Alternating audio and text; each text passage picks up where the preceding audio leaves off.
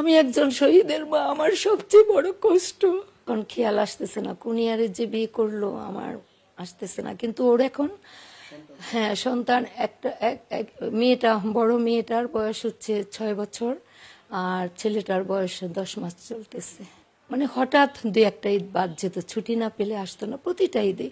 এই যে গত রোজার ঈদে ঈদ করে গেল, আর এই যে তো ওই যে জুনে আসার কথা ছিল, একটা কোর্স করার কথা ছিল, হয়তো তখন ওর বউ বাচ্চা সবই নিয়ে আসতো, এখানে থাকতো, ঢাকায় কোর্স করে ঈদ করে হয়তো চিটাগাং চলে যেত। আর তো আমার বাবার আশা হলো না।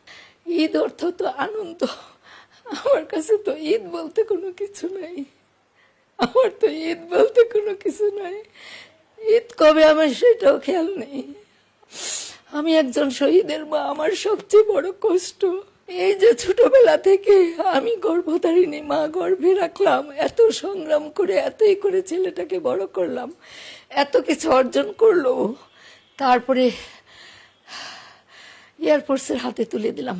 আমি তো ইচ্ছে ছিল না, তারপরে যেহেতু ও যাওয়ার আগ্রহী ছিল, তারপরে তো সবকিছু মেনে নিয়ে তখনও চেষ্টা করছি যে ও ভালো করুক, সব জায়গায় যাক, ভালো করুক।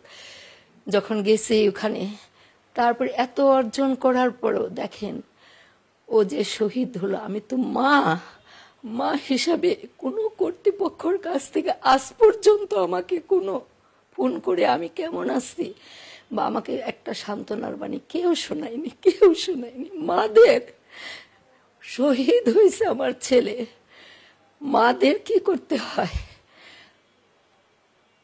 আমি জীবিত লাশ হয়ে বেঁচে আছি আর কি।